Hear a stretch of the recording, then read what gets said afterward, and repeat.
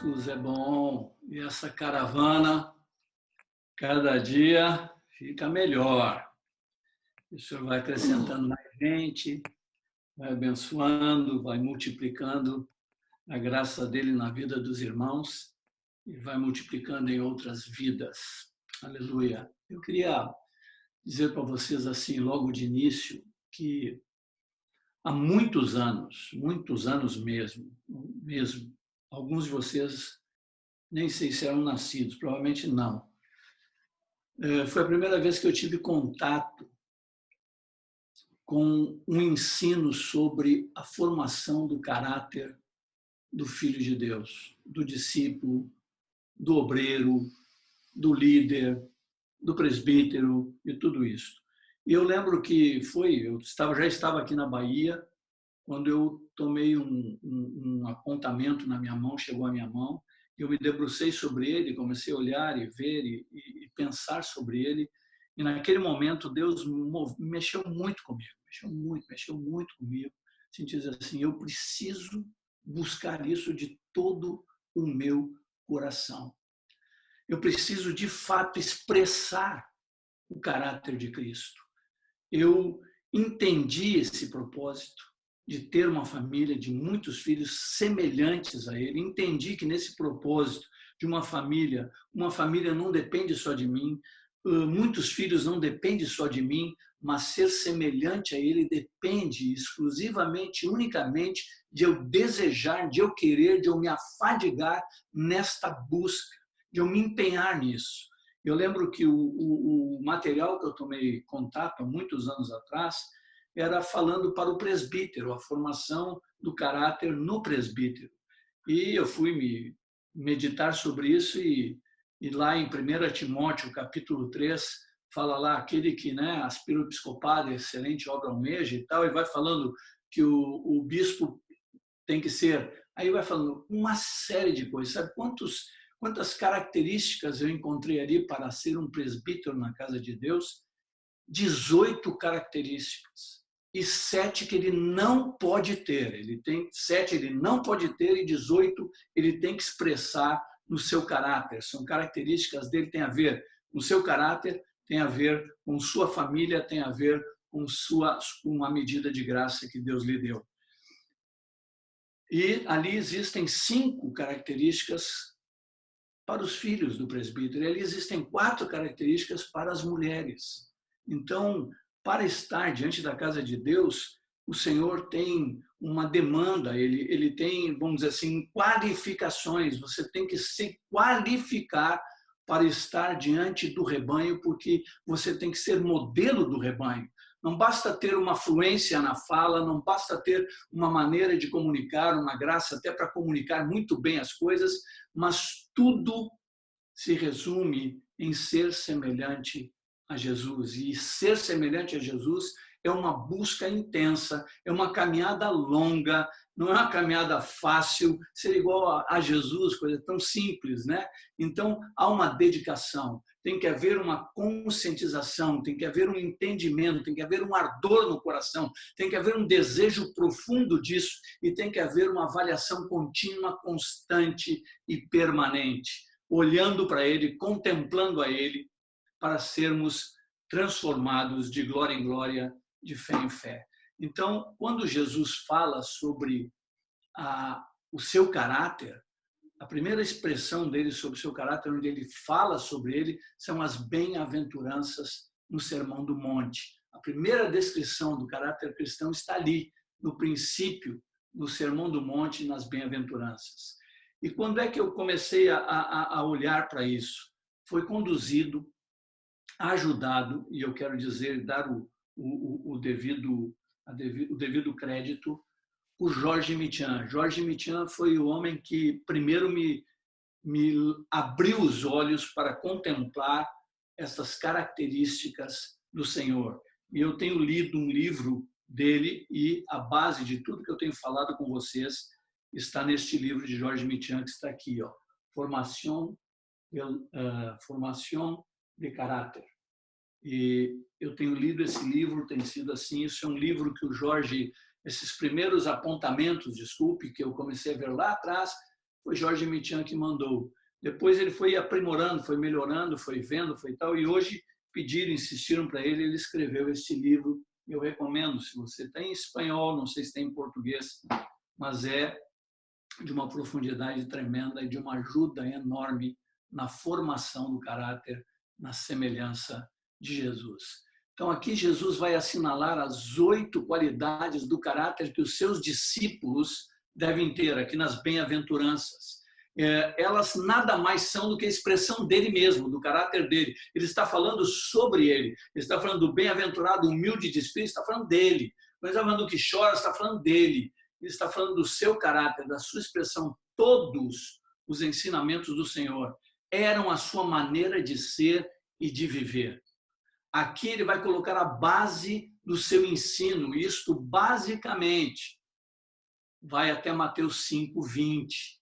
Até Mateus 5:20, você vai ter o ensino, a base que ele está colocando para o que vem depois no 5:21 para frente, que é a conduta daquele que tem este caráter. O caráter é a base para a conduta. Então, ele está dizendo assim, se tu tens este caráter aqui, humilde de espíritos, quebrantado, que chora, manso, que tem fome e sede de justiça, que é misericordioso, que é limpo de coração, que é pacificador, que quando é perseguido tem alegria, se regozija por estar sendo perseguido por amor ao seu Senhor, por causa da justiça do Senhor. Então, ele está dizendo, esse que tem este caráter, tem essas características nele, do 5:21 para frente, é a expressão da sua vida, é a sua conduta, é o seu comportamento. Então, aqui ele está colocando a base para o que vem depois. Quando nós lemos Mateus 5:21 para frente, e 5:1 até terminando o capítulo 5, você olha para aqueles, aí diz assim, ouviste o que foi dito, eu porém vos digo, ouviste o que foi dito, é a justiça dos escribas e fariseus, eu, porém, vos digo, é o excederem muito essa justiça. E quando nós lemos essa parte do capítulo 5, chegamos ao final, se vamos confrontar nossa vida, nós chegamos no fim desesperados. Sempre que eu leio ali, a parte, eu olho assim, Senhor, meu Senhor Jesus. É uma qualidade de vida, é uma expressão de vida que é resultado da manifestação do caráter de Cristo em nós. Então, meus amados, eu gostaria de ler com vocês, por favor, abrindo as Bíblias, teclando aí no tablet, o que for, Mateus 5, de 1 a 12. Vamos ler com tranquilidade, sem pressa, sem aceleração, a palavra do Senhor, porque tudo o que eu falar, mais importante é o que está escrito aqui. Aquilo que o Senhor falou, aquilo que saiu dos lábios do nosso amado Jesus. Mateus 5, 1 a 12, diz assim, vendo Jesus as multidões, subiu ao monte e como se assentasse, aproximaram-se os seus discípulos. E ele passou a ensiná-los, dizendo, eu imagino que não foi uma única vez que ele disse isso para estar registrado. Muitas vezes ele deve ter dito estas bem-aventuranças. Ele começa dizendo, bem-aventurados os humildes de espírito.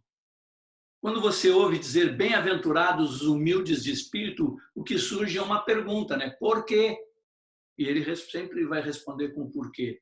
Bem-aventurados os humildes de espírito, porque deles é o reino dos céus. Uma afirmação fortíssima do Senhor. Depois ele diz, bem-aventurados os que choram. Por quê? Porque serão consolados. Bem-aventurados os mansos, porque herdarão a terra. Bem-aventurados que têm fome e sede de justiça, porque serão fartos. Bem-aventurados os misericordiosos, porque alcançarão misericórdia. Bem-aventurados os limpos de coração, porque verão a Deus. Bem-aventurados os pacificadores, porque serão chamados filhos de Deus. Bem-aventurados os perseguidos por causa da justiça. Por quê? Porque deles é o reino dos céus. Aleluia! Bem-aventurados sois quando por minha causa os injuriarem e vos perseguirem e mentindo disserem todo mal contra vós. Regozijai-vos e exultai. Por quê? É grande o vosso galardão nos céus, pois assim perseguiram aos profetas que viveram antes de vós. Aleluia! Aqui existe um verbo que ele não está aqui, mas ele está claramente embutido em todas estas declarações. É ser. Antes de fazer, tem que ser. Porque a essência daquilo que você é se expressa nas ações. Então, o caráter é precisamente aquilo que nós somos. E o que somos se manifesta em nossa conduta, em nosso comportamento. E aqui, queridos, nós não estamos falando de uma mera mudança exterior. Quando estamos falando sobre caráter de Cristo, não uma mera mudança exterior que vai acontecer, uma transformação. Não, exterior, é uma transformação no nosso interior. É esta mudança interior que o Evangelho propõe.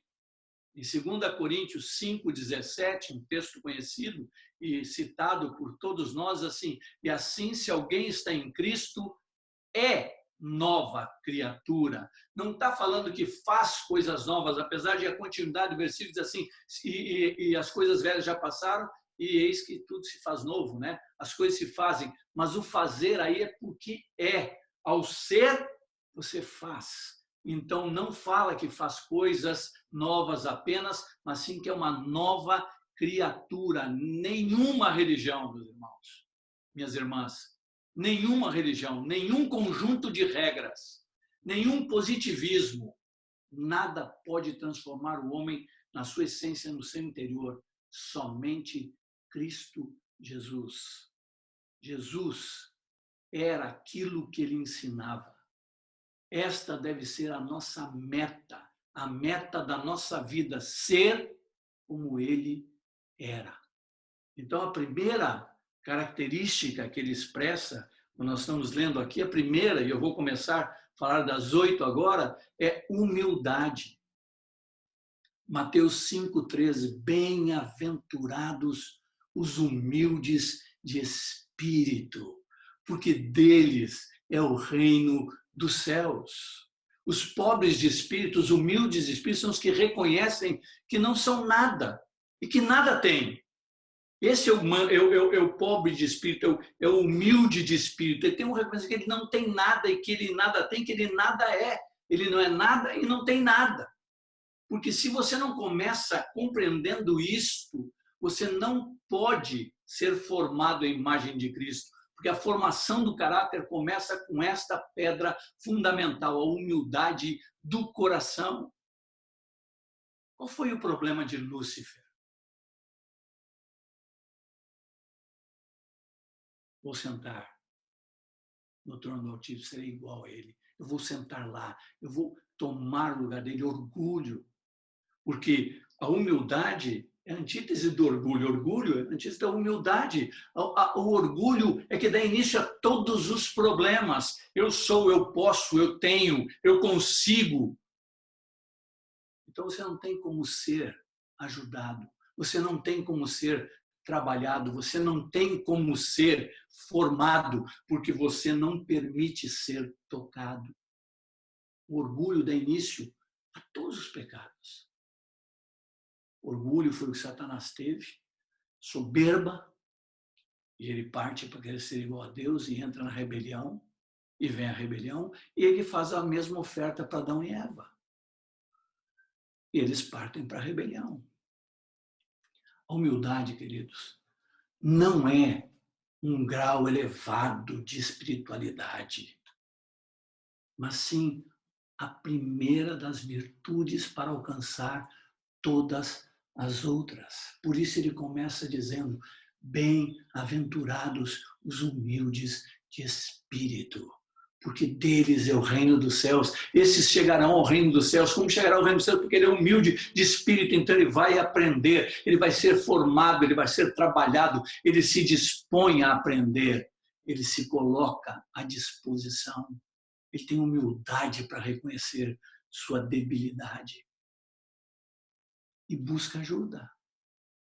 O orgulhoso, o soberbo, o vaidoso, o arrogante, o autossuficiente, são necessidades e se sobressaem em pessoas em todos os tempos, em todos os lugares. Em 1 Coríntios 4:7 diz assim: pois quem é que te faz sobressair? E que tens tu que não tenhas recebido? E se recebeste, por que te vanglorias como se não tiveras recebido?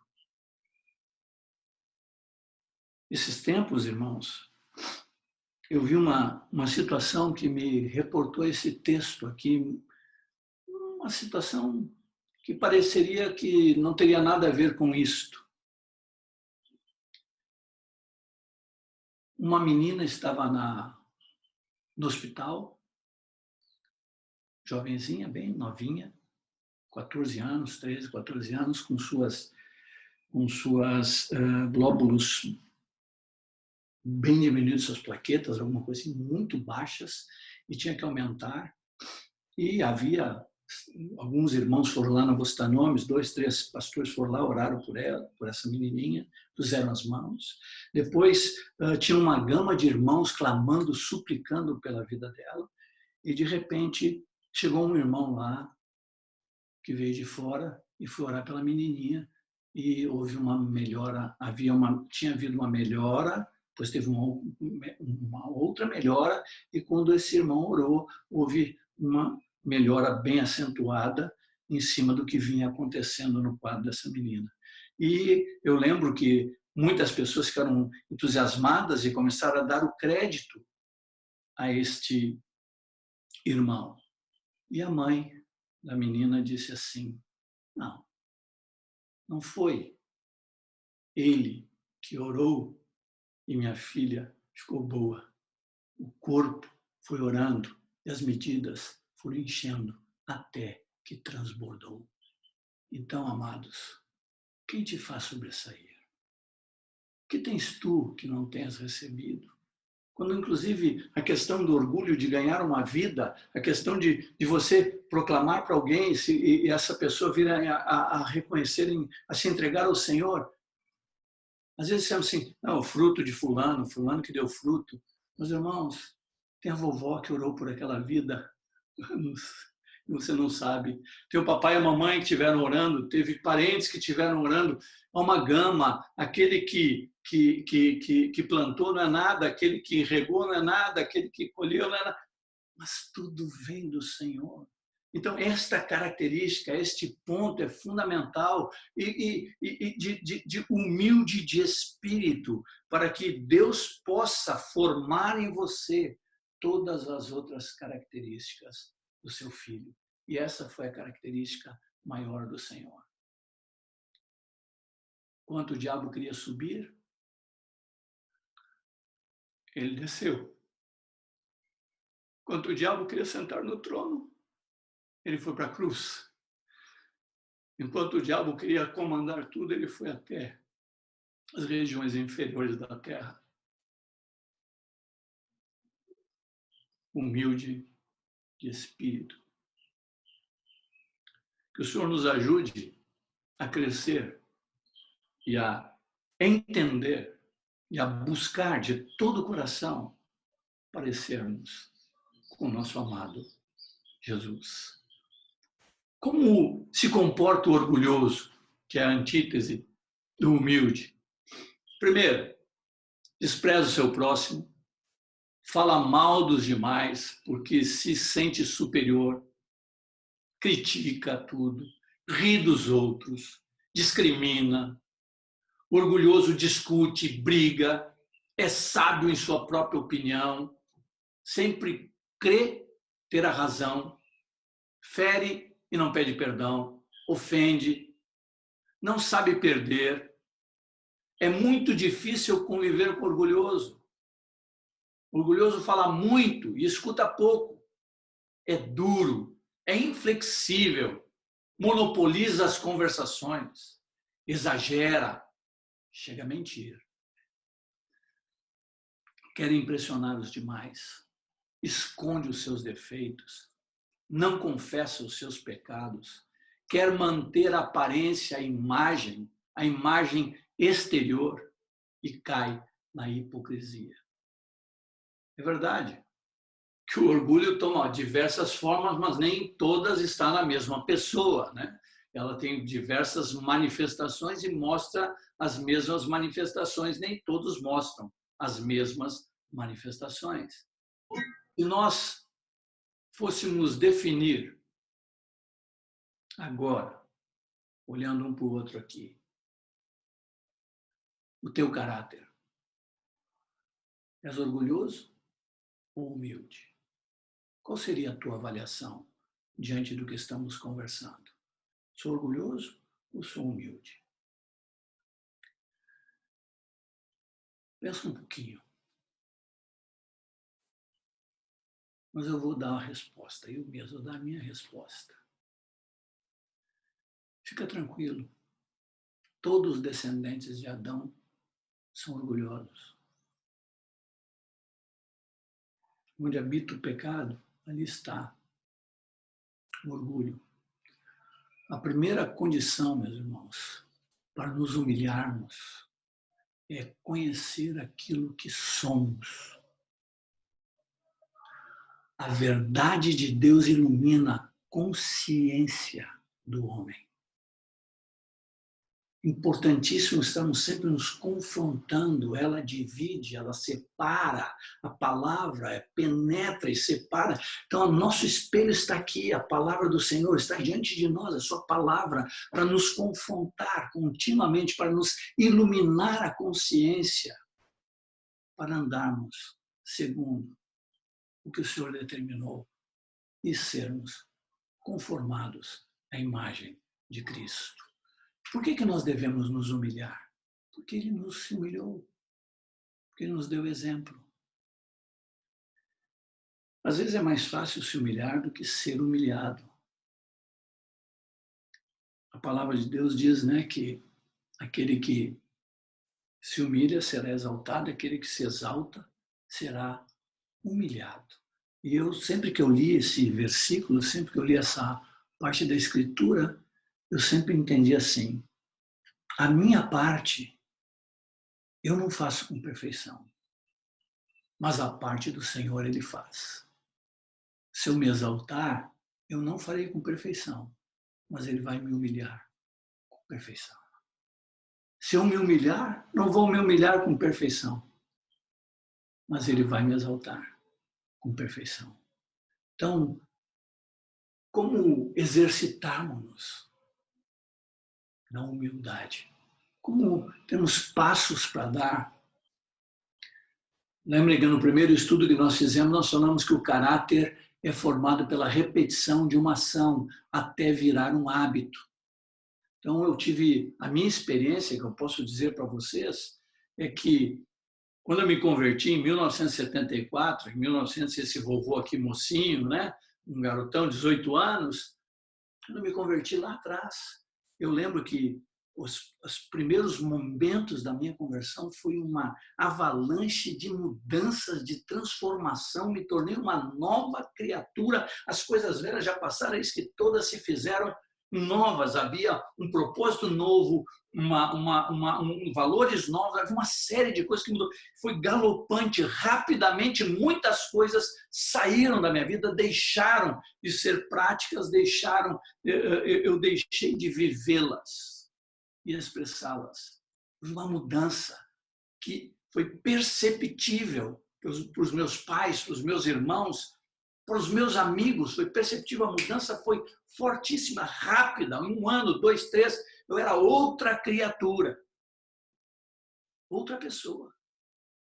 Mas, devo confessar, e dizer a vocês que ali, nos 3 primeiros anos, 4 primeiros anos, 70% de situações foram mudadas na minha vida, mas com uns 30%. E esses 30% não trabalho para arrancar, para tirar, para levar, para formar. E eu creio que isso que falta é uma maneira especial de Deus tratar com cada um de nós, na particularidade, para nos manter dependentes dele, para nos manter humildes. Não estou justificando estar errado para ser humilde sem precisar ter erro, mas na formação, no processo, Deus vai nos mantendo dependentes dele para formar Cristo em nós. Podemos exercitar a humildade através de ações práticas, dar algumas sugestões, onde estamos com outros, sermos os primeiros a levantar e servir. Reconhecer os teus erros e confessar os teus pecados, aprender a escutar os outros, praticar a sinceridade, dizer sempre a verdade, ser obediente às autoridades, mostrar-se pronto para pedir perdão. São alguns exemplos. Eu sugiro que, depois que conversarmos sobre essas 8 características, as 8 bem-aventuranças, você tomasse isto, sentasse com aquele que é a tua junta mais próxima e pedisse para ele: me avalie, me ajude aqui. Quero confrontar minha vida com isto, porque eu quero, eu desejo, eu busco a semelhança do meu Senhor. Me ajuda a parecer cada vez mais com Ele. Ele disse que o reino dos céus é dos humildes. Eu e sei que você, nós queremos este reino. Então deixemos o Espírito Santo trabalhar em nós. Deixemos a palavra de Deus nos confrontar. Deixemos o corpo tocar em nossas vidas, para que cada dia mais nos pareçamos com o nosso amado Jesus. Segunda bem-aventurança, quebrantamento. Mateus 5:4. Os que choram, bem-aventurados os que choram, porque serão consolados. As pessoas choram por motivos diferentes. Esta bem-aventurança não está se referindo ao choro de autocompaixão ou de ira. Ela se refere aos que choram por estarem passando por alguma dor, ou como um legítimo quebrantamento diante de Deus, ou por identificar-se com os que estão sofrendo. Eu diria assim, que os que choram seriam aqueles que são sensíveis a Deus, as suas situações e a do próximo. Eles choram por estes motivos. Quem seria o bem-aventurado? Quais os motivos que nos levariam a chorar e ser consolados? Aonde são os que choram? Quem são os bem-aventurados que choram? Em que situação choram? Que o Senhor está falando aqui que eles são bem-aventurados. Os contritos de coração. Os que se arrependem profundamente dos seus pecados diante de Deus e choram por ter ofendido a Deus. Não porque vão receber alguma reprimenda, não porque a minha imagem como vai ficar. Não, ele chora desesperadamente diante de Deus, profundamente porque ele ofendeu o Senhor com a sua ação, com o seu pecado. Deus foi ofendido. O primeiro a ser ofendido foi ele, e chora amargamente por ter entristecido e ofendido o seu Senhor. Quem é o outro consolado? Gratidão.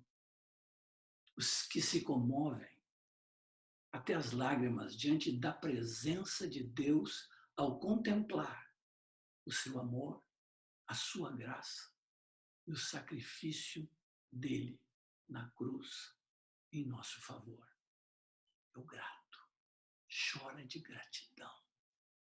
Acorda, desperta todo dia, Senhor, hoje tuas misericórdias se renovaram para comigo. Hoje tu me concedeu ainda a vida, estou vivo, estou aqui, não há enfermidade no meu corpo, não há nada. Senhor, eu sou grato pelo teu amor, porque tu me amas todo o tempo.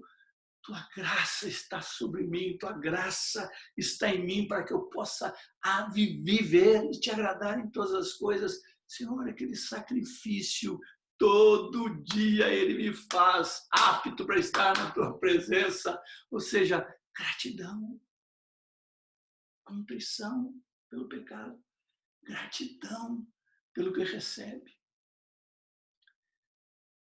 Quem é o bem-aventurado? Mais um. Aquele que recebe luz e revelação da palavra e se comove até as lágrimas de admiração pela verdade do Senhor. A revelação, ele vibra com a revelação, ele se enche da revelação, ele vibra quando ele lê e diz, uau, isso é verdade, isso aqui, que tremendo que Deus está dizendo aqui. O que chora será consolado. Contrição, gratidão, revelação. A adoração é outros que se prostram na presença do Senhor e adoram o que está sentado no trono, regando os seus pés com as suas lágrimas. Eu sei que vocês tiveram essas experiências de chorar porque ofendeu o Senhor, de chorar de gratidão, de chorar pela revelação que receberam, de chorar adorando ao Senhor, regar os pés dele, quantas vezes ajoelhados, jogados no chão, rosto em terra, ou não, ou de pé, ou com os braços levantados, quantas vezes choramos adorando o nosso Deus. Esse será consolado. E mais um bem-aventurado. Os que sentem a dor alheia como sendo a sua própria dor. Se identificam com os que sofrem, os abraçam, se ocupam com eles, os servem, dão palavras de consolação e fé. É sensível.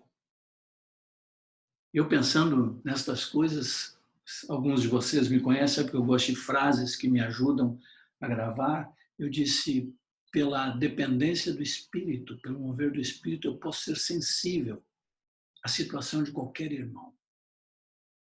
Mas eu jamais entenderei a profundidade do que ele passa se eu não tiver a mesma experiência. Mas eu posso ser sensível pela ação do Espírito, mas a intensidade do que ele está passando, só se eu tiver passado também. Então não menospreze a situação de ninguém. Não despreze a situação de ninguém. Bem-aventurados os que choram com o seu pecado, os que choram de gratidão, os que choram pela revelação, os que choram na adoração e os que choram de compaixão. Diz a palavra que, vendo ele a multidão, se compadeceu. Eram ovelhas que não tinham pastor. Jesus disse que serão consolados os que choram nesta condição. Terceira, mansidão. Bem-aventurados os mansos, porque herdarão a terra. O contrário de mansidão é rebelião. Os mansos obedecem com boa disposição, com paz. Mostram-se submissos, pacientes, têm domínio próprio. E quando eu lembro desta bem-aventurança, eu lembro de uma experiência que eu passei na Argentina, em 1990 e alguma coisa. Eu estava num encontro com Ivan Baker, estava Daniel Divano, da Walter Agostinelli, outros irmãos lá, tinham alguns irmãos do Chile, viu, Esteban?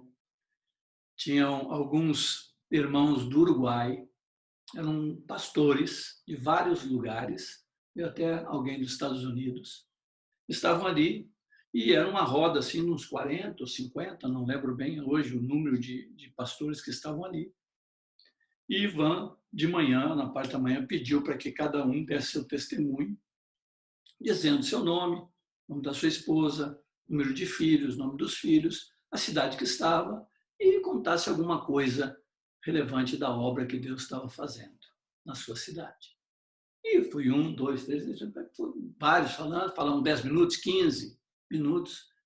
Chegou a minha vez, eu tomei o microfone e falei, meu nome é tal, eu tenho uma esposa é tal, eu tenho 3 filhas assim, eu sou em Salvador, quem está junto comigo na obra lá é Marcos Moraes, e Deus tem feito algumas coisas. Eu queria dizer uma coisa importante. O Ivan disse assim, Mário, passa o microfone para outro.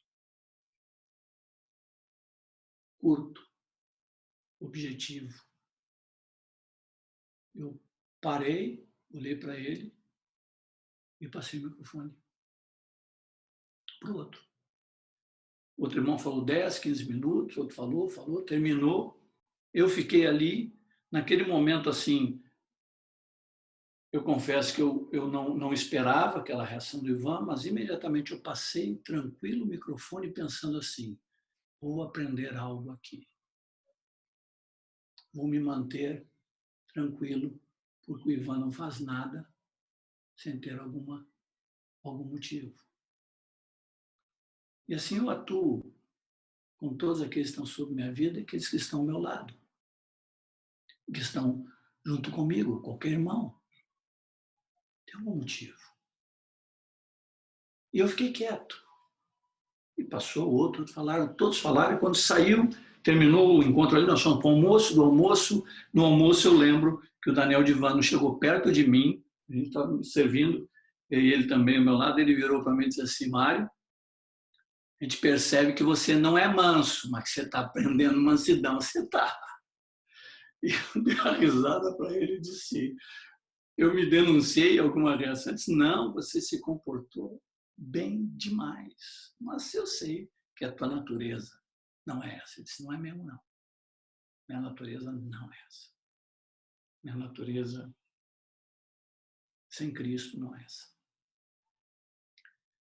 4 horas da tarde, irmãos, veio a reunião da tarde, teve a siesta, vamos para a reunião da tarde, o Ivan pega o microfone, oramos, um cântico, o Ivan pega o microfone e diz, irmãos, eu não vou ministrar nesse retiro, eu não vou falar nada nesse retiro, porque quem vai falar para nós aqui é o Mário.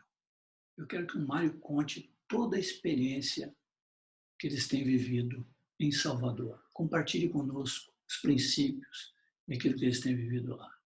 Meus amados, se eu reajo, se eu não sou manso, eu estrago um retiro inteiro, terminou o testemunho, acabou, não importa o que está acontecendo na obra, terminou por uma atitude,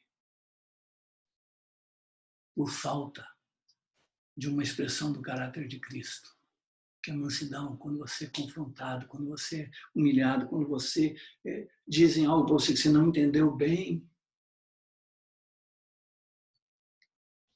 A mansidão, queridos, é uma atitude interior.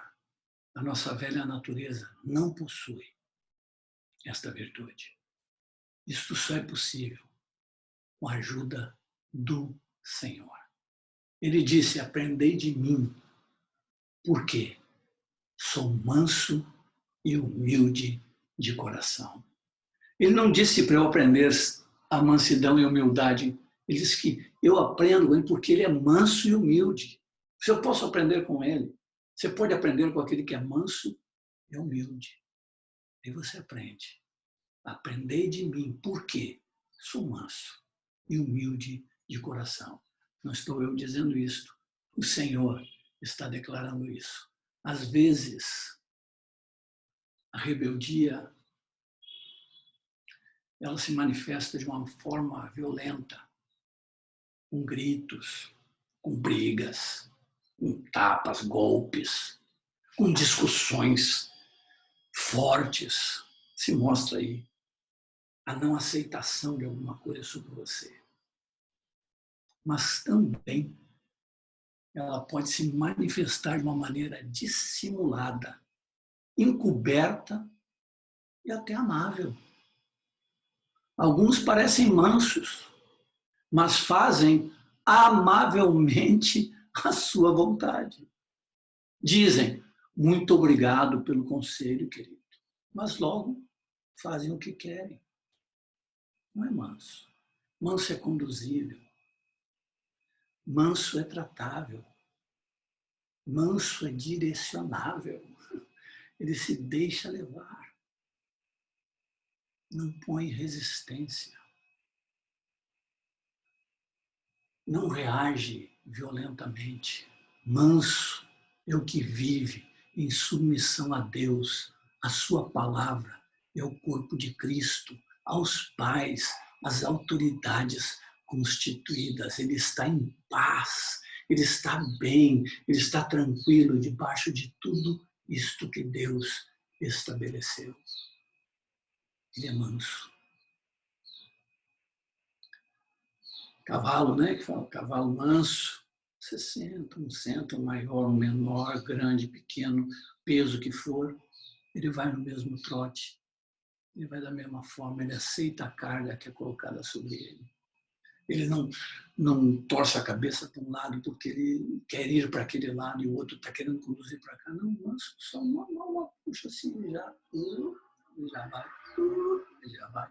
Segura ele, freia, solta ele, anda, ele vai. Manso é submisso. O manso aceita em paz as adversidades da vida, as provas, o sofrimento, as tribulações. Ele não se rebela contra as circunstâncias, dizendo, por que eu? Por que comigo? Isso é injusto, não está correto o que estão fazendo, o que estão dizendo, como estão me tratando. Não é assim, não é desse jeito. Esse não é manso. O manso aceita com paz, não esperneia. Sabe que tudo ajuda para o bem daqueles que amam a Deus. Vou aprender algo. Essa situação que está sobre mim, está vindo sobre mim, é injusta, não é correta, não fiz nada para isso. Por que estão pegando meu pé? Por que estão me tratando dessa maneira? Não, o manso, ele sabe. Ele aceita em paz, ele não esperneia. Eu passei por uma situação já, anos atrás, de uma situação difícil. E eu fui para a palavra do Senhor, eu passei uma madrugada aqui, na minha área, chorando, orando, clamando, tentando entender o que estava acontecendo. E o Senhor me levou para Colossenses, lá ao finzinho do capítulo 4, se eu não me engano, que diz assim, deixa eu ler, melhor eu ler o texto especificamente, Colossenses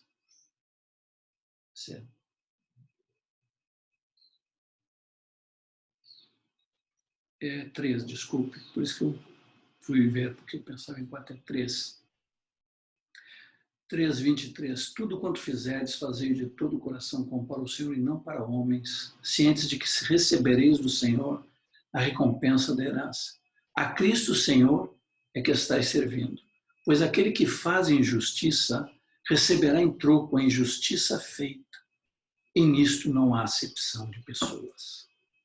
Quando Deus me deu esse texto dentro dessa situação que parecia uma situação injusta, que eu poderia reagir e defender e dizer uma série de coisas, fechei a boca, não me defendi, não saí para dar explicações, recebi e esse texto veio ao meu coração, Deus me levou para esse texto, essa parte da Escritura, E eu, quando eu li, receberá em troco a injustiça feita. Aquele que faz injustiça receberá em troco a injustiça feita. Aí, quando eu li a primeira vez esse texto, dando um testemunho para alguns irmãos, os irmãos disseram assim, então quer dizer que essa pessoa vai, então, Deus te diz que ele vai sofrer injustiça também, essa pessoa que está fazendo isso. Não, não, não, não, não, não, não. Você está falando comigo. Deus me levou a um profundo quebrantamento. Porque se há alguma injustiça sendo feita sobre mim, é porque eu já pratiquei a injustiça sobre outros. E eu precisei buscar a Deus, colocar meu joelho, fechar minha cabeça e dizer, Senhor, com quem eu pratiquei fui injusto. Me ajuda, me lembra, para que eu possa ir corrigir a injustiça que eu pratiquei. Eu estava pensando em outros. É sobre mim. Jesus disse que serão os mansos que receberão a terra como herança, não os violentos. Totalmente contrário ao pensamento de como se conquista territórios. Não é pela força, pela guerra, mas é pela mansidão. Que o Senhor nos ajude a sermos mansos. Quarta, bem-aventurança. Mateus 5:6 diz, bem-aventurados os que têm sede e fome de justiça, porque serão fartos. Meus amados, minhas amadas, não podemos achar que esta virtude se refere àqueles que exigem que se faça justiça para com eles, mas sim para os que desejam serem justos e santos diante de Deus e para com o próximo, para com os outros. Observem, humildes de espírito, choram, mansos. Mas é a primeira vez que vem uma comparação. Quem tem sede e fome. São duas necessidades básicas. Tomamos água e comemos todos os dias. Necessitamos deles para poder viver. Ou seja, o que o Senhor está dizendo é: busque a justiça com a mesma intensidade e desejo que você busca a comida e a bebida. Buscar com a mesma intensidade é querer ser como Jesus. Ter fome e sede de justiça não se limita à ordem pessoal, só para mim, eu ser justo comigo, ser justo nas minhas ações. Não, não, não, não, não. Ela envolve mais, ela alcança, é para viver numa sociedade justa, ela tem que alcançar o próximo, eu tenho que ser justo comigo, eu tenho que ser justo com o meu próximo. E hoje nós vivemos uma justiça social que não é a que está na Escritura. Jesus disse, a justiça do Pai disse, buscai, pois, em primeiro lugar o seu reino e a sua justiça, e todas estas coisas vos serão acrescentadas. Alguns dizem todas as coisas como se fossem todas as coisas. Não, não, não. Todas estas coisas. O que é estas coisas? Comida, bebida e vestuário. E fiqueis contentes com isso. Se você busca o reino e a justiça dele, você fica contente no pouco. E você fica contente no muito. Mas buscar a justiça dele é muito diferente da justiça humana. A justiça humana está envolvido o egoísmo do homem, está envolvido os sistemas legais e jurídicos operantes na sociedade. A justiça das nações do Ocidente, ela se baseia no direito humano. E certamente a justiça de Deus é muito superior a esta estabelecida pelas leis. A única esperança, meus amados, para que exista uma justiça social nas nações, é que chegue o reino de Deus ao coração dos homens. Nenhum sistema humano vai produzir isso. Mas quando Cristo vem habitar e você busca o seu reino e a sua justiça, ele traz a igualdade. Ele traz o que é necessário para suprir os homens, porque a justiça, o amor e a misericórdia andam juntos. Jesus disse isso. Vamos ver aqui, em Mateus capítulo 6. Por favor, Mateus 6, de 1 a 3. Olha o que ele diz. Segundo Jesus, fazer a obra de misericórdia é um ato de justiça. Guardai-vos de exercer a vossa justiça diante dos homens, com o fim de serdes vistos por eles. De outra sorte não tereis galardão junto ao vosso Pai celeste. Quando, pois, deres esmola, isso é justiça. Quando, pois, deres esmola, não toques trombeta diante de ti, como fazem os hipócritas nas sinagogas e nas ruas, para serem glorificados pelos homens. Em verdade vos digo que eles já receberam a recompensa. Tu, porém, ao dares a esmola, ignore a tua mão esquerda o que faz a tua mão direita, para que a tua esmola fique em secreto. Teu Pai que vem em secreto te recompensará. Segundo Jesus, fazer obra de misericórdia é justiça. Um ato de justiça. Fazer o bem é um ato de justiça. A justiça de Deus está diretamente ligada ao amor e à misericórdia. Justiça e misericórdia são inseparáveis. Inseparáveis. Queria ler com vocês mais 2 textos para mostrar isso. 2 Coríntios, por favor. 2 Coríntios, capítulo 8, versículo 14 e 15.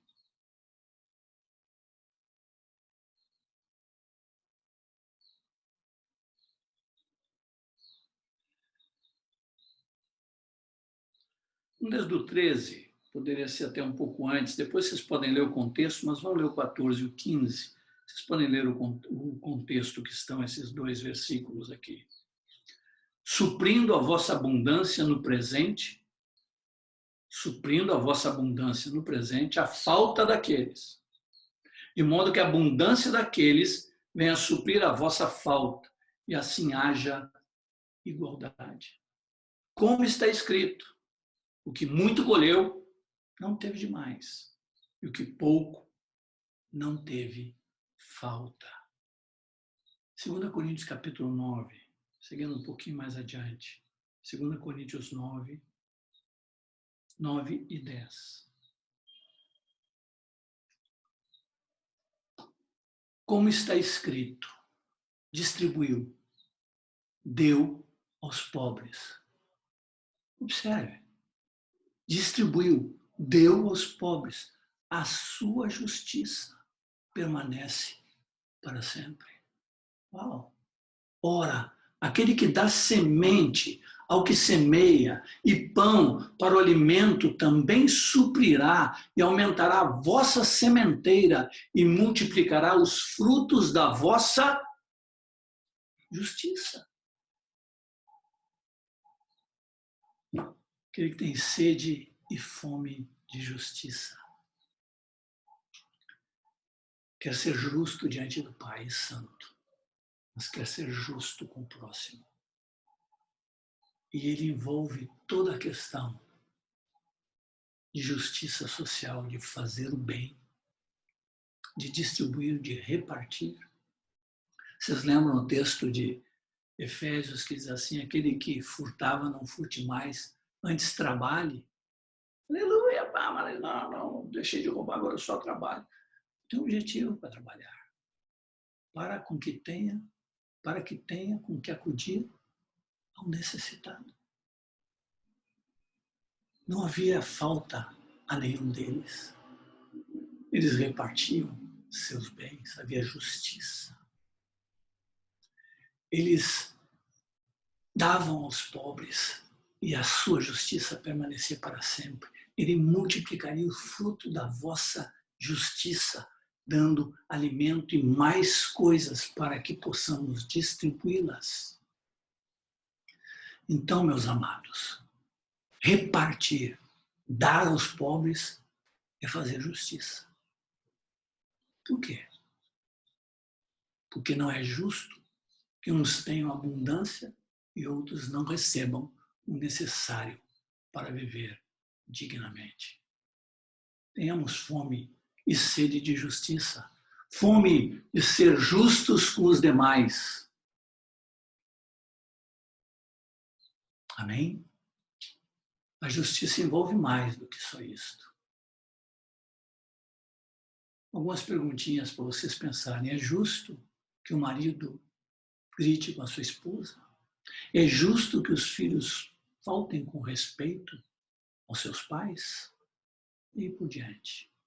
O Senhor nos dê graça a termos sede e fome de justiça, sermos justos conosco, justos diante de Deus, santos e justos com o nosso próximo. Quinta, vocês me suportam um pouquinho? Misericórdia, quinta bem-aventurança. Mateus 5:7 diz: bem-aventurados os misericordiosos, porque alcançarão misericórdia. A palavra misericórdia, ela vem do latim, ela é miséria e córdia. Córdia significa coração. Significaria ter um bom coração, um coração voltado para os que se encontram na miséria ou em alguma necessidade. Esse é o misericordioso. Ele se volta para isso. Ele tem um bom coração e é perceptível, sensível, e percebe alguém que está em necessidade, está passando alguma situação terrível, e ele se move para solucioná-la. Misericórdia seria tratar os outros como Deus nos trata. Ele não nos trata segundo o que merecemos, mas segundo a sua grande bondade. É dessa forma que ele nos trata, não é pelos nossos méritos, não é pelo que fazemos ou deixamos fazer, mas sim pela bondade dele. Ele diz que faz cair chuva sobre maus e bons. Ele não faz acepção, não faz diferença. Não é pelo mérito da pessoa.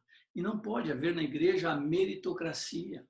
Você dar ou repartir ou abençoar ou ir tratar ou ajudar aquele que você acha que merece. Porque se for assim, não vão ajudar ninguém.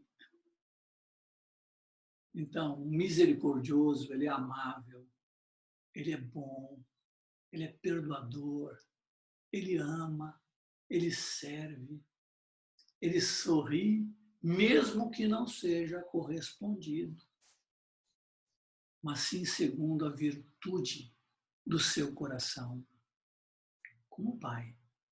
Mas, sem dúvida, a característica mais marcante do misericordioso é a sua generosidade e serviço aos mais carentes e aos que sofrem. Essa é a maior característica do misericordioso. É a sua generosidade, é a sua entrega, é o seu dar. Aqui eu não estou falando de generosidade só de recurso financeiro, não, é de tempo, é de vida, é de entrega, é de estar junto, é de sofrer junto, é de estar com a pessoa até que aquela situação dela seja solucionada. Exemplo, não exemplo bíblico, a parábola do bom samaritano. É uma parábola conhecida, né? É uma parábola que muito pregada, e eu lembro que no passado, lá, muitos anos atrás, quando eu era bem jovenzinho, eu vi alguém falar sobre a parábola do bom samaritano, vi alguns pregadores conhecidos na época pregarem, e eles tomavam que havia um homem que descia de Jerusalém para Jericó, e então ele caiu, ele estava em descendência espiritual, ele caiu na mão dos ladrões. Isso significa que ele estava em pecado, ele caiu, aí veio o sacerdote, passou de largo, que é a religião, veio o escriba, passou de largo, que é o legalista, aí veio o samaritano, que era meio judeu, meio gentil, que representava Jesus, porque ele era Deus e era homem, e que ele estava no cavalo, que significava autoridade e tal. E eu ficava assim, tipo, uau, quanta coisa nessa parábola. E falava tanto da parábola, esquecia o ensino principal da parábola. Quando Jesus contava uma parábola, ele não estava que os detalhes todos você precisava entender, não. Estava contando uma história para uma essência. E ele pergunta na parábola assim, a pergunta dele, quando ele termina de contar essa história, ele pergunta quem destes três foi o próximo do que caiu. Vocês lembram a resposta? A resposta foi assim, o que usou de misericórdia para com ele. E Jesus disse, vai e faz o mesmo. Toda essa história era para dizer assim, seja misericordioso com o teu próximo. E Jesus é prático, é objetivo, é direto. Quem é o meu próximo? Não estiver mais perto de ti. Se o teu próximo está mais perto de ti, tem que ser alvo do teu amor, alvo da tua misericórdia, aquele a quem você vai se entregar, dar, ser generoso para com ele, com a tua vida. Ele é prático. Essa parábola toda é para um ensino só. Use de misericórdia para com o teu próximo. Quais seriam os mandamentos do Sermão do Monte que nos ajudam a praticar a misericórdia? Vamos ver aqui. Depois do 21, o que nos ajudaria, na própria palavra, a praticar a misericórdia? Fazer boas obras. Reconciliar com os nossos irmãos. Devolver o bem pelo mal. Dar ao que nos pedir. Amar os nossos inimigos.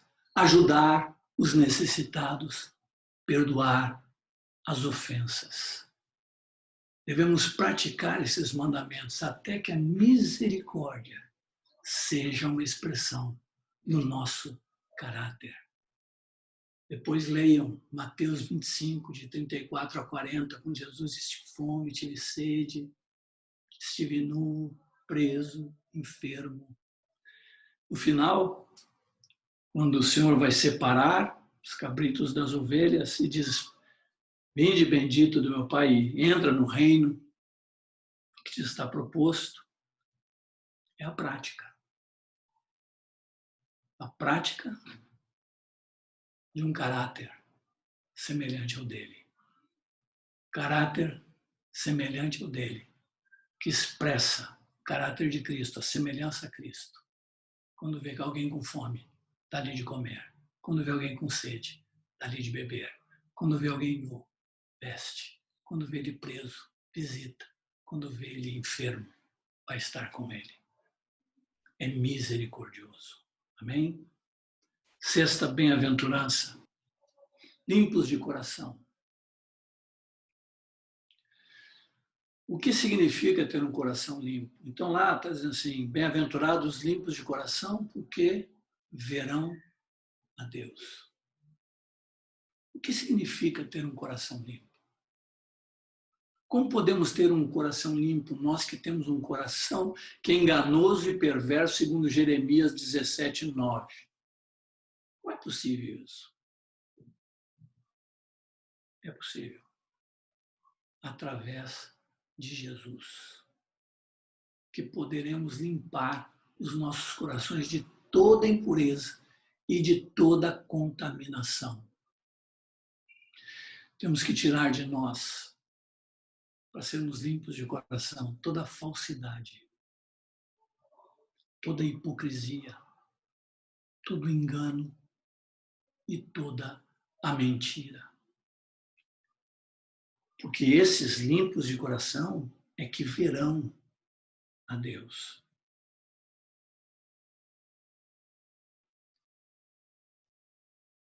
Mateus 15:19 diz, porque do coração procedem maus desígnios, homicídios, adultérios, prostituição, furtos, falsos testemunhos, blasfêmias. É no coração que nós maquinamos os pecados. Jesus disse: os limpos de coração verão a Deus. Mesmo que sejamos impuros, podemos ser limpos. Mesmo que a nossa natureza, mas nós somos enxertados em Cristo.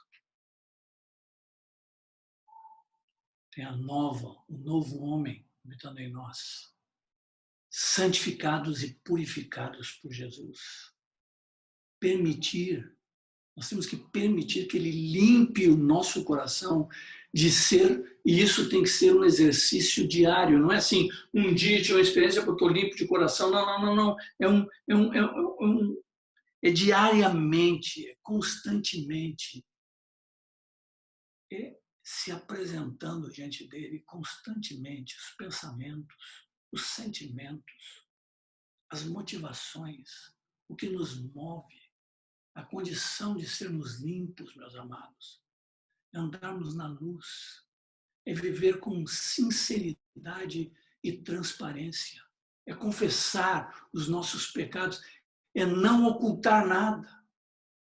Andar na luz é mais do que confissão de pecados. Andar na luz é você ser transparente. Não é só confissão, ela é um aspecto do andar na luz. Mas ser transparente, é ser sincero. E a nossa condição de sinceridade e arrependimento é quando há essa sinceridade, quando há esse arrependimento diante do Pai, é que o sangue de Jesus nos limpa de todo o pecado. Então pode nos limpar, nos purificar, pode fazer nossa mente limpa, mas ela vai ser limpa quando nós andarmos nessa dimensão de sinceridade, honestidade, de andar na luz, de verdade. Então diz lá que o sangue nos limpa de todo o pecado. Então poderemos ver a Deus.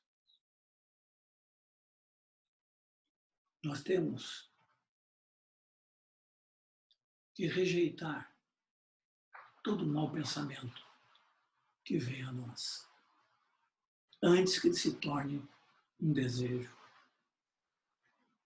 Não é que não virão maus pensamentos, mas nós não podemos permitir que ele se torne um desejo.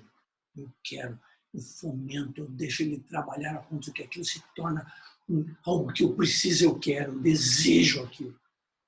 Não vem, nós rejeitamos. Lembra da oração do Pai Nosso? Livra-nos do mal. Antes diz assim, não nos deixes cair em tentação, mas livra-nos do mal. Não nos deixes cair em tentação. Ele está falando de que você foi tentado, mas você não cai. Mas depois lá adiante diz assim, que vigiai para não entrar em tentação. Cair e entrar.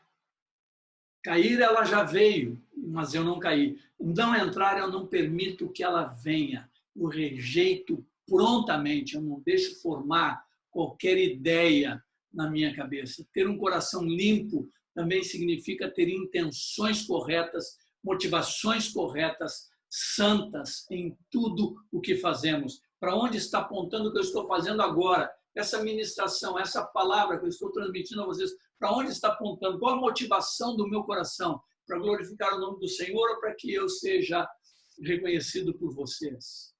Não. Hoje de manhã, 5 da manhã, 6, 5 e meia, 6, estava aqui buscando ao Senhor, dizendo, Senhor, que o motivo de hoje não seja uma bela pregação, não seja para que eu seja reconhecido, mas que tua graça, tua glória seja vista. Que os meus irmãos recebam a tua palavra e que olhem para ti, contemplem a ti, na beleza dessa tua santidade, na beleza da tua palavra, na riqueza que é a tua palavra, Senhor. Então, tudo é ter intenções corretas. Eu tenho que ver minhas motivações, as intenções do meu coração, para onde que elas estão apontando. Que o Senhor nos ajude a sermos limpos de coração. Porque os limpos de coração verão o Senhor. 7ª bem-aventurança, paz. Mateus 5,9 diz, bem-aventurados os pacificadores, porque serão chamados filhos de Deus. Lá primeiro assim, bem-aventurados humildes de espírito, porque deles é o reino dos céus. Depois assim, bem-aventurados limpos de coração, porque verão a Deus. Bem-aventurados pacificadores, porque serão chamados filhos de Deus. As outras é consolo, era da terra, receberá misericórdia, o outro receberá galardão, mas esses três serão, porque deles é o reino dos céus, verão a Deus, serão chamados filhos de Deus. Devemos ser homens e mulheres de paz. É difícil brigar com um pacificador. Não é fácil brigar com alguém que tem essa característica de ser pacificador. É dito assim, se um não quer, dois não brigam. Se um é pacificador, não existe briga, não existe discussão. Porque Jesus disse, se te ferirem a face direita, oferece a outra. Não resista ao perverso. Essa palavra dele lá na frente, no sermão, nesse sermão chamado Sermão do Monte, é em função de ser pacificador. O pacificador não resiste o perverso. Se alguém ataca um pacificador, ele não reage. Se alguém sente raiva dele, fala com ele irado, ele responde de modo amável, com tranquilidade e paz, porque a resposta branda desvia o furor. Ele é pacificador. Ele quer trazer a paz, ele quer que a paz reine nele com o próximo e entre seus irmãos. Ele é um pacificador. O pacificador não entra em discussão. Se alguém o agride, ofende, ele passa por alto. Ele não parte para o embate. No momento, ele não parte para o embate.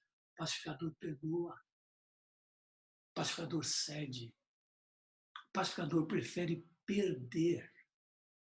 O pacificador devolve o bem pelo mal que lhe é feito.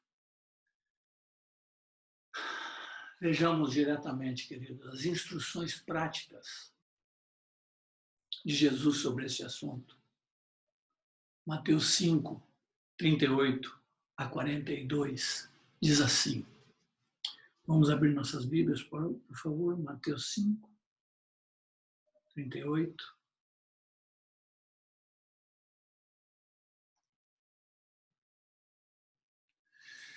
Até 42.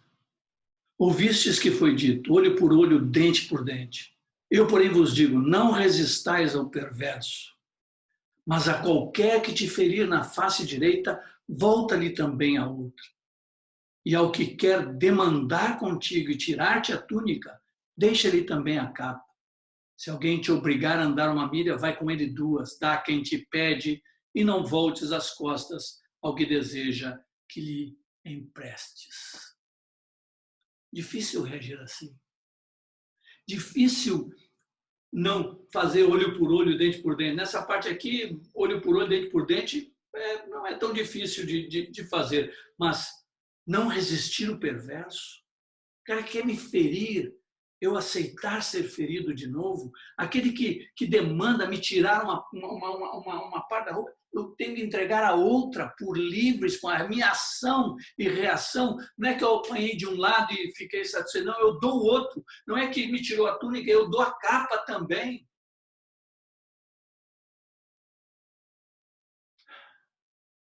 Não é andar uma que ele pediu, eu ando a próxima, sem ele ter pedido. Eu extrapolo, eu vou além daquilo que me é pedido, porque eu sou pacificador. Eu quero que a paz reine. E quem é a paz? Quem é a nossa paz? Cristo Jesus é a nossa paz. Então, eu não volto as costas a quem deseja que eu empreste. Não, eu dou a quem me pede. Eu não volto as costas. Quando chega nesses textos aqui, muitas vezes eu vejo pessoas falarem bem, e tentam... não, eu não sei o que Jesus queria dizer. Alguns, não, o que Jesus queria dizer, eu não sei o que ele queria dizer, eu sei o que ele disse. Ele foi muito claro, muito objetivo. Eu, porém, vos digo, não resistais ao perverso. E como é que eu não resisto ao perverso? Mas a qualquer te ferir na faixa direita, volta ele também a outra. É o que quer demandar contigo e tirar-te a túnica, deixa ele também a capa. Se alguém te obrigar a andar uma milha, vai com ele duas. Dá quem te pede e não voltes as costas ao que deseja que lhe emprestes. Difícil andar nessa dimensão. Mas se nós tivermos o caráter de Cristo, se nós manifestarmos este caráter de Cristo, pacificadores, isso é possível viver. Pacificador também significa ser um instrumento de paz entre os homens, uma ponte de reconciliação entre aqueles que estão distanciados ou com inimizade. Ele não anda bisbilhotando, ele não fala mal de outra pessoa. Pelo contrário, ele busca a paz e a unidade entre os irmãos. O contrário do pacificador é aquele que fala mal dos outros, espalha discórdias e, querendo ou não, provoca uma divisão entre as pessoas. O pacificador é o contrário disso. Ele é aquele que fala bem dos demais, que não sublinha os erros.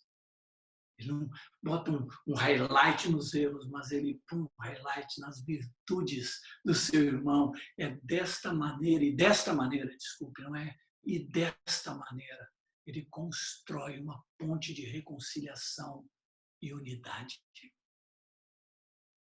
Jesus disse que eles seriam chamados filhos de Deus.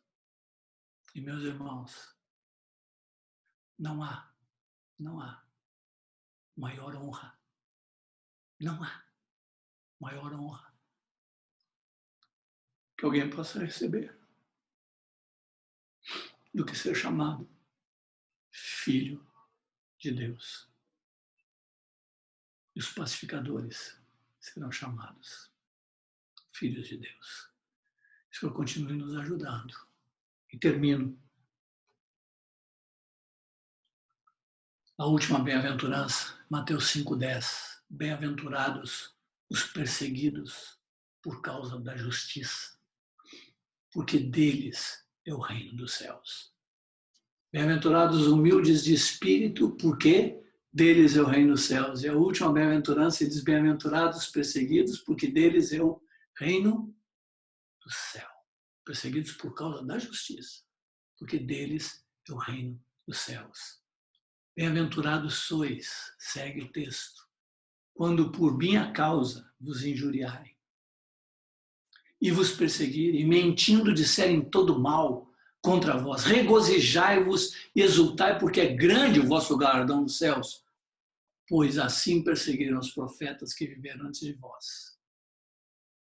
Chegamos ao topo da última bem-aventurança. Esta qualidade de caráter, a de reagir com alegria quando nos toca sofrer perseguições, vitupérios, calúnias por causa dele. Aqui, a expressão do caráter é a alegria na perseguição e no vitupério. Não está tratando simplesmente de suportar a perseguição. Eu dou conta de suportar, eu aguento suportar. Não. É regozijar-se, é alegrar-se diante da injustiça. Uau! É demais. É fortíssimo. Alguém consegue não ficar indignado quando há injustiça? Alguém consegue não ter um sentimento dentro de querer fazer a correção daquilo porque é uma injustiça? E nós somos craques nisso, né? De achar as injustiças, segundo nossa indignação, é porque nossa justiça própria está sendo ferida. Mas ele está dizendo assim que é bem-aventurado aquele que, perseguido por sua justiça, ele se regozija, ele se alegra, ele diz que dele é o reino dos céus. Nós encontramos, amados, muitos exemplos para seguirmos na Escritura. sobre sofrer por causa do nome do Senhor, com alegria e com regozijo. O maior de todos é o nosso amado Jesus, que está em Lucas 23, 34. Quem estiver anotando, depois toma. Lucas 23, 34. O principal foi ele, que sofreu com alegria e regozijo. Mas também houve outros, como os apóstolos. Anota aí Atos 5, 40, 41. Depois tem Estevão, em Atos 7, 60. Imagina, aquele homem foi apedrejado, imagina morrer apedrejado, imagina levar uma pedrada na boca, depois uma na orelha, depois uma na testa, depois uma no braço. Não era um pedrinha, não. E toma de pé de vários, uma multidão jogando pedra em você, batendo em tudo que é lado de você, até você morrer. Ele sentiu, ele exultou, porque ele estava sofrendo por amor ao seu Senhor. Ele fala as mesmas palavras de Jesus na cruz. Ele diz, perdoa eles. E a cena que aparece de Estevão ali é uma cena, para mim, ela me emociona. Toda vez que eu lembro da cena, ela me emociona. É uma interpretação minha, é uma forma com que veio para mim aquela cena, porque diz assim que Estevão viu o Filho de Deus em pé à direita do Pai, à destra do Pai. E a Escritura diz que ele está sentado. Está sentado à direita do Pai, como nosso intercessor. Mas Estevão, quando contempla os céus e os céus se abrem, enquanto ele está levando pedrada de tudo que é lado, ele está se regozijando, Deus lhe dá uma visão, Deus lhe anestesia, ele fica anestesiado, ele olha, os céus se abrem, ele vê o seu Senhor, ele vê o seu Senhor em pé à direita do Pai. E eu, a cena, quando eu vi essa cena, quando eu li essa cena, imaginei essa cena, para mim veio assim, a honra que Jesus dá aos seus quando sofrem por amor a Ele. Ele não ficou sentado. Ele se pôs de pé para receber Estevão. Para mim, uma atitude de honra, dizendo, esse é meu filho, dele é o reino dos céus. Ele é um perseguido por causa do meu nome. Ele é um perseguido por causa da minha justiça. Ele é perseguido porque ele quer viver e vive aquilo que eu ensinei. É uma cena tremenda. Depois tem Paulo e Silas em Atos 16, de 22 a 25, na prisão, terremotos, cantando até a madrugada, depois tomarem açoites. Tem João na ilha de Patmos, em Apocalipse 1, de 9 a 10. E a história, meus irmãos, minhas irmãs, registra milhares de irmãos nossos que morreram cantando e adorando o Senhor, morreram cantando, adorando ao Senhor, sendo queimados. Eu não sei a dor. Eu, às vezes, uma queimadura pequena te arde tanto. Fogueira. Conta de um, esqueci o nome dele, que ele disse que que ele estava sendo queimado e ele, da fogueira, ainda vivo, disse para os discípulos, vale a pena morrer por esse Senhor. Pedro disse, não sou digno de morrer com o meu Senhor, me crucifiquem de cabeça para baixo. Nós somos a continuidade desses homens.